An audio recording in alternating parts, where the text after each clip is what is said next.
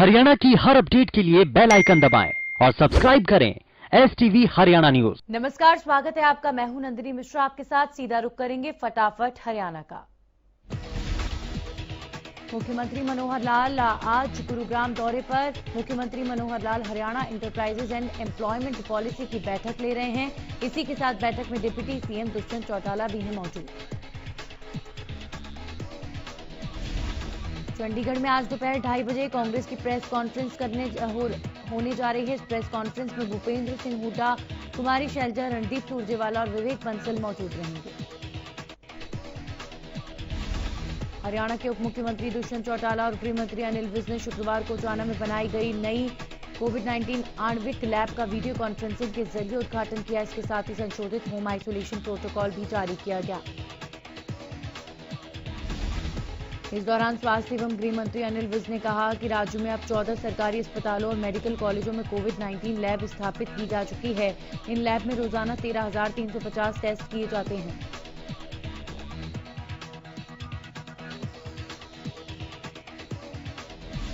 इसके साथ ही प्रदेश के 6 निजी अस्पतालों में 5,620 टेस्ट की सुविधा दी जा रही है। साथ ही स्वास्थ्य विभाग ने राज्य के सभी जिलों में इस तरह की लैब स्थापित करने का लक्ष्य रखा है, जिसके तहत शीघ्र ही पानीपत, यमुनानगर और भिवानी में भी इसी तरह के लैब स्थापित किए जाएंगे।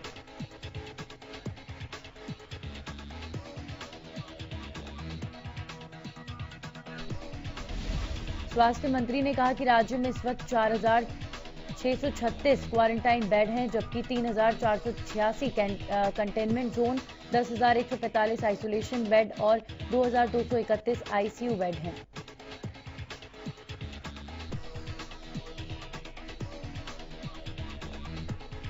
प्रदेश में लगातार कोरोना के मामले बढ़ रहे हैं। पिछले 24 घंटे में 2024 नए मामले सामने आए। वहीं गुरुग्राम में 289 और फरीदाबाद में 221 नए मामले दर्ज किए गए।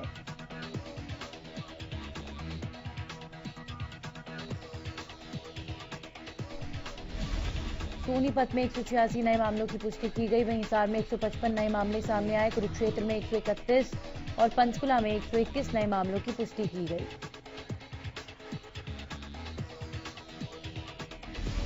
हांसी में स्टील व्यापारी से 1 करोड़ की रंगदारी मांगने के मामले में पुलिस ने 24 घंटे के अंदर ही आरोपियों को गिरफ्तार किया। दोनों आरोपियों को पुलिस ने मोबाइल लोकेशन के आधार पर जींद के चुल्ली से गिरफ्तार किया।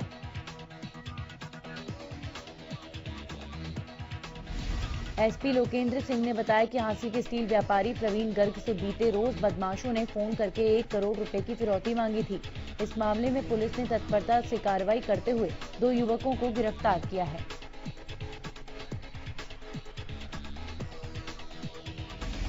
पानीपत का पॉश एरिया कहे जाने वाले मॉडल टाउन में लगातार अपराधियों के हौसले बुलंद हैं। बीते दिन शहर के प्रसिद्ध उद्योगपति ओम लक्कीना अपने साथी रमन छाबड़ा के साथ मॉर्निंग वॉक पर निकले थे कि अचानक 2 बाइक सवार नजदीक से निकले और उनके गले से चेन छीनकर फरार हो गए।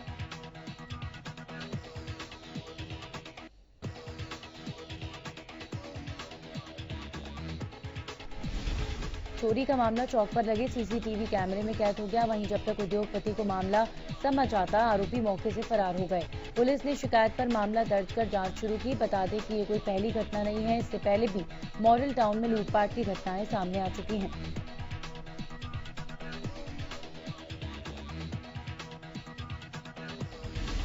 बहादुरगढ़ के महावीर पार्क में लोग सीवर के गंदे पानी के बीच रहने को मजबूर हैं। सीवर लाइन का पानी ओवरफ्लो होकर गलियों में बह रहा है, लेकिन इस ओर कोई भी ध्यान नहीं दे रहा। दरअसल फ्रेंचलेस मशीनों से नई लाइन डालते वक्त पुरानी लाइन और नाला टूट गया, जिसके कारण सीवर का पानी लगातार सड़कों पर आ रहा है। वहीं महावीर पार्क के सामने योजना के तहत 400 mm चौड़ी सीवर लाइन डाली जा रही है, जबकि लोगों का कहना है कि पुरानी सीवर लाइन 450 mm की है, इसलिए नई लाइन इससे बड़ी डाली जानी चाहिए। बता दें कि शहरों में सीवर और पानी की समस्या के स्थायी समाधान के लिए केंद्र सरकार ने अमृत योजना लॉन्च की थी।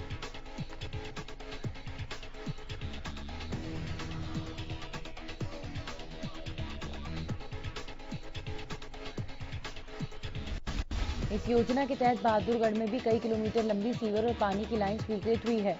अमृत योजना के तहत तेजी से इस पर काम चल रहा है, लेकिन अमृत योजना के तहत दबाई जा रही सीवर लाइन की चौड़ाई पर अब विवाद हो गया। लोगों का कहना है कि यहां पर पहले से ही 18 इंच पुरानी लाइन दबी हुई है, जो नई लाइन की खुदाई के वक्त तोड़ दी गई।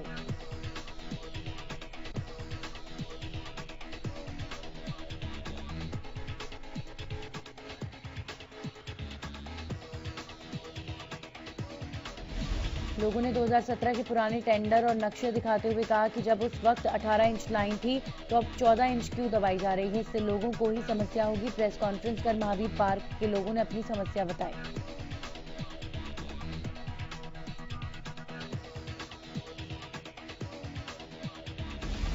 रादौर के पश्चिमी यमुना नहर के पुल पर उस समय सनसनी फैल गई जब लोगों ने नहर में एक युवक के शव को तैरते देखा।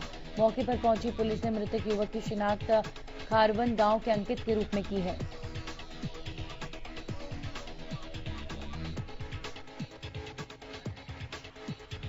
मृतक युवक के भाई संजीव ने बताया कि उसका भाई पिछले महीने 14 तारीख को किसी काम से जा रहा था, तभी रास्ते में एक महिला घायल अवस्था में मिली, जिसको देखकर मृतक रुक गया। इस बीच महिला के परिजन वहां पहुंचे और उन्होंने मृतक पर महिला को घायल करने का आरोप लगाया, जिसके बाद मृतक के खिलाफ शिकायत दर्ज करा दी गई।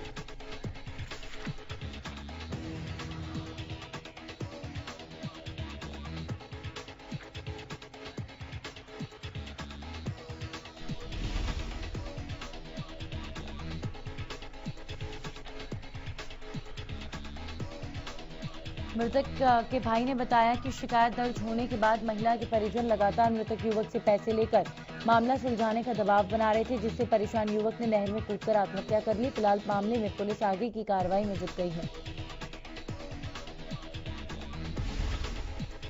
रेवाड़ी में जिला परिषद की बैठक में बिना किसी शोर शराबे के आय व्यय से संबंधित बजट पास किया गया। साथ ही राज्य वित्त आयोग की ओर से गांव में विकास कार्यों के लिए मिले 3 करोड़ 31 लाख रुपए की ग्रांट आवंटन का भी अधिकार चेयरमैन शशि बाला पर छोड़ दिया गया है।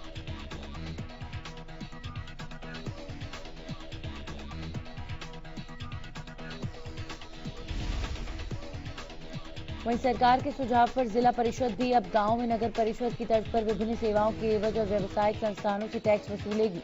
टैक्स की सेवाओं, संस्थानों और दर तय करने के लिए जिला प्रमुख की अध्यक्षता में 7 पार्षदों की कमेटी का गठन किया गया। इस कमेटी की रिपोर्ट के आधार पर टैक्स का स्वरूप तय होगा।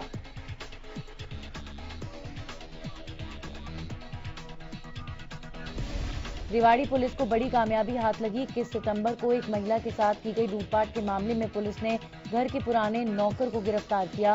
पुलिस ने नौकर के साथ उसके 2 साथियों को भी गिरफ्तार किया।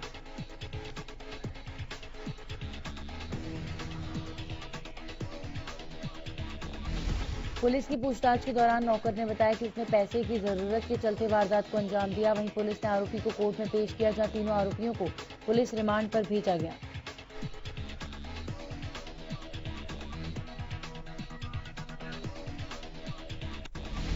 बरौदा हल्के के गांव मुंडलाना में 24 सितंबर को कृषि मंत्री जेपी दलाल के दौरे के दौरान रास्ता रोकना, सरकारी काम में बाधा पहुंचाना और कोरोना महामारी के दौरान भीड़ को इकट्ठा करने पर गोहाना सदर थाना पुलिस ने 6 नामजद समेत 90 बर्खास्त पीटीआई टीचरों के खिलाफ मामला दर्ज किया है।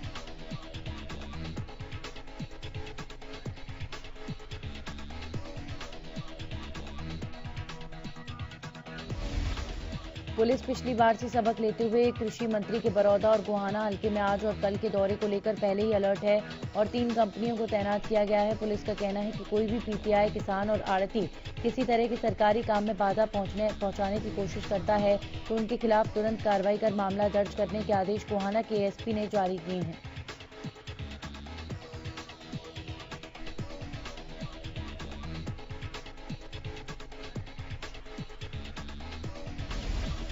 गोहाना के एसपी उदय सिंह मीणा ने बताया कि 2 दिन पहले 24 सितंबर को कृषि मंत्री जेपी दलाल बरौदा हल्के के मुंडलाना गांव में एक जनसभा को संबोधित कर ग्रामीणों से मिलने पहुंचे थे, लेकिन गांव में पहुंचते ही कुछ लोगों ने उनका रास्ता रोक लिया, जिसके चलते मंत्री जी को काफी देर तक रुकना पड़ा था।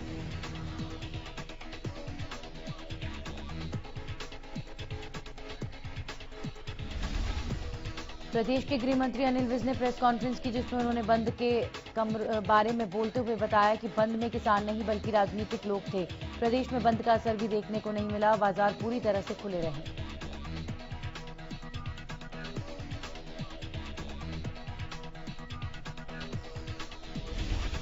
वहीं गृह मंत्री ने कहा कि सीएम फ्लाइंग स्क्वाड की तरह ही होम मिनिस्टर स्क्वाड शुरू की जाएगी, जिससे मौके पर ही कार्रवाई करने की छूट भी दी जाएगी। तो वहीं उन्होंने कहा कि किसी भी तरह के माफियाओं के खिलाफ अभियान की शुरुआत होगी। प्रदेश में किसी भी तरह के बदमाश को बख्शा नहीं जाएगा।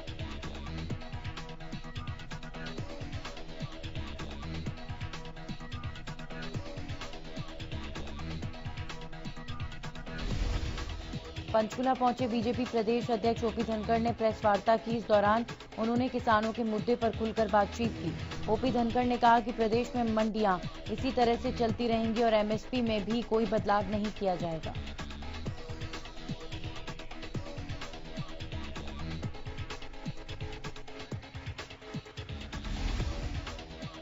इस दौरान उन्होंने कांग्रेस पर निशाना साधते हुए कहा कि कांग्रेस किसानों को अपने झूठ के से बहकाने की कोशिश कर रही है।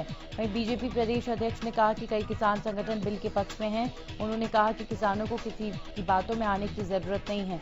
अन्नदाता की फसल का एक एक दाना सरकार की ओर से खरीदा जाएगा। प्रदेश के कृषि मंत्री जेपी दलाल ने प्रेस कॉन्फ्रेंस करते हुए दो मुद्दों पर अपनी बात रखी। एक तरफ जहां कृषि बिल को लेकर किसान हितैषी से बताया विपक्ष पर निशाना साधा, वहीं दूसरी तरफ बरौदा उपचुनाव में प्रभारी बनाए जाने पर अपनी बात रखी।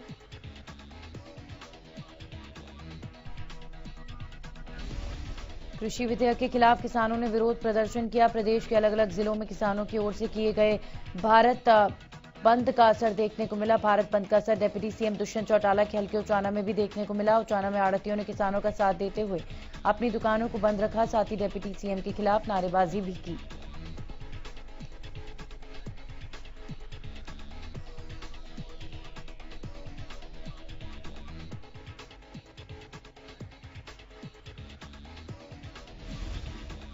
वहीं टोहाना के गांव कन्हड़ी में किसानों ने 3 अध्यादेश के विरोध में भारत बंद का समर्थन करते हुए जाम लगा दिया। किसानों का कहना है कि तीनों अध्यादेश किसान विरोधी हैं, आम जनता विरोधी है, इसलिए सरकार को चाहिए कि इन अध्यादेश को वापस लें।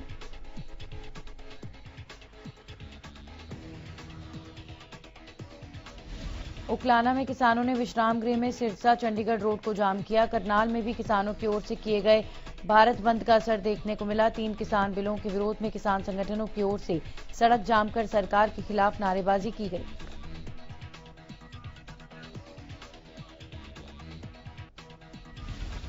बल्लभगढ़ में किसानों ने अध्यादेशों को वापस लेने की मांग करते हुए जोरदार प्रदर्शन किया। किसानों का कहना था कि ये सरकार तो अंग्रेजों से भी ज्यादा बुरी सरकार है।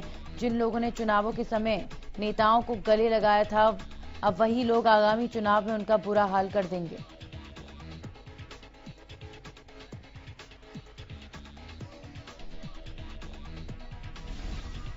गोलाचीका में किसानों ने शहीद उधम सिंह चौक पर जाम लगाकर कृषि बिलों का विरोध किया, साथ ही सरकार के खिलाफ नारेबाजी की गई। किसानों का कहना है कि प्रदेश सरकार किसान विरोधी है। वहीं प्रदर्शन के दौरान भारी पुलिस बल तैनात रहा।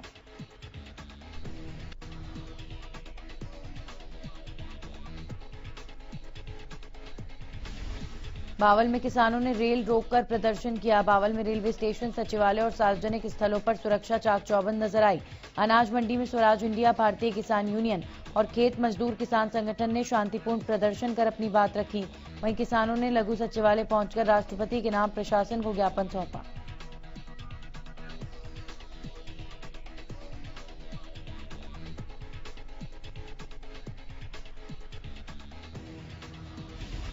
सिरसा में भारत बंद के आह्वान का पूर्ण असर देखने को मिला। सिरसा में अधिकतर बाजार बंद दिखाई दिए।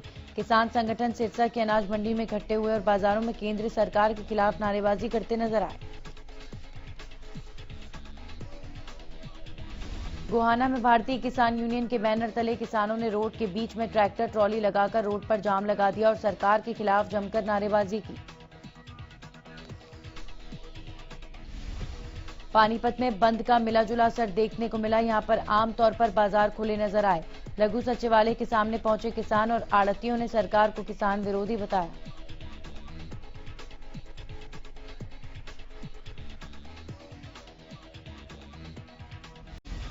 किसानों की ओर से जारी प्रदर्शन का असर रोडवेज बसों पर भी देखने को मिला। पंचकुला रोडवेज ने पंजाब, हरियाणा, हिमाचल प्रदेश और अन्य राज्यों को जाने वाली बसों का संचालन बंद रखा। इसी के साथ कई बसों के रूटों को भी डायवर्ट किया गया। पंचकुला रोडवेज के जीएम रविंद्र पाठक ने बताया कि कई रूट्स की बसों को बंद कर दिया गया है। उन्होंने बताया कि लोगों की सुरक्षा, रोडवेज प्रॉपर्टी का नुकसान ना हो, उसके चलते ये फैसला लिया गया।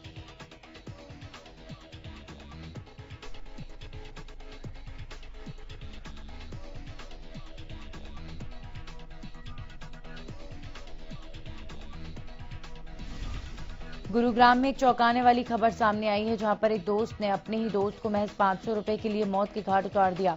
इतना ही नहीं, आरोपी ने शव को सिकंदरपुर मेट्रो स्टेशन के पास गटर में डाल दिया, जिससे किसी को भनक तक न लगे। वहीं पुलिस ने शव को कब्जे में लेकर आरोपी की तलाश शुरू कर दी है। पानीपत के मित्तल मेगा मॉल में 3 साल बाद फिर बड़ा सेक्स रैकेट पकड़ा गया। स्पा सेंटर में मसाज के नाम पर सेक्स रैकेट चलाया जा रहा था। ग्राहक भेजकर पुलिस ने छापेमारी की। 2 स्पा सेंटर से 11 युवतियां समेत 14 लोगों को गिरफ्तार किया गया। स्पा सेंटरों से आपत्तिजनक सामान के साथ बंद कमरे में आपत्तिजनक हालत में एक युवक युवती भी पकड़े गए। यमुनानगर के बाड़ी माजरा में सीएम फ्लाइंग की टीम ने ग्लू बनाने वाली 2 फैक्ट्रियों में छापेमारी की। इस रेड से जिले के यूरिया और ग्लू कारोबारियों में हड़कंप मचा रहा। वहीं जानकारी के अनुसार सीएम फ्लाइंग की टीम को ये सूचना मिली थी कि ये फैक्ट्रियां अवैध रूप से चल रही हैं और यहां किसानों की खेती में इस्तेमाल होने वाला यूरिया इस्तेमाल होता है। सीएम फ्लाइंग की टीम के साथ कृषि विभाग और पॉल्यूशन विभाग के अधिकारी भी थे। सीएम फ्लाइंग की ये छापेमारी कई घंटे चली, लेकिन फैक्ट्री संचालक इसका कोई भी लाइसेंस टीम को नहीं दिखा पाए। वहीं सीएम फ्लाइंग की टीम को हेल्थ सेफ्टी अधिकारी की और ये कोई सहयोग नहीं मिला, ना ही फायर सिस्टम के पूरे साधन दिखे, जिससे सीएम फ्लाइंग का टीम काफी निराश नजर आया।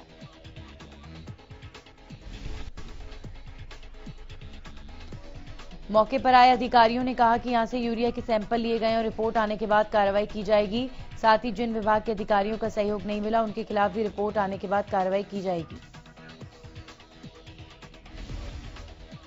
सोहना में बढ़ते डेंगू और मलेरिया के मामलों के बाद अब स्वास्थ्य विभाग कुंभकर्ण की नींद से जागा है। सोहना में कई जगह डेंगू और मलेरिया से बचाव के लिए फॉगिंग और पानी जमा होने वाली जगहों पर दवाइयों का छिड़काव किया गया। स्वास्थ्य विभाग की टीम गांव-गांव जाकर बुखार के पीड़ित लोगों के सैंपल ले रही है। इतना ही नहीं, बुखार से पीड़ित मरीजों के लिए बुखार की दवाइयां भी बांटी जा रही हैं, जिससे ग्रामीण इलाके में तेजी से फैल रहे मलेरिया और डेंगू के मरीजों में कमी आ सके। बहादुरगढ़ नगर परिषद ने 88,68,000 रुपए फ्रॉड मामले में आईडीबीआई बैंक को लीगल नोटिस भेजा। परिषद ने बैंक से 88,68,000 रुपए ब्याज समेत वापस मांगे हैं। दरअसल क्लोन चेकों के जरिए राम आसरे नाम के शख्स ने प्रधानमंत्री आवास योजना के खाते से 88,68,000 रुपए निकाल लिए। नगर परिषद का एक खाता आईडीबीआई बैंक में था। फ्रॉड करने वालों ने 8 अलग-अलग चेक लगाकर इस बड़ी रकम को निकाला। उन चेकों पर नगर परिषद के ईओ और चेयरपर्सन के नकली हस्ताक्षर भी किए गए। परिषद ने अब खातों की जांच की तो चौंकाने वाले तथ्य सामने आए हैं। अगस्त 2018 को यह खाता खोला गया था।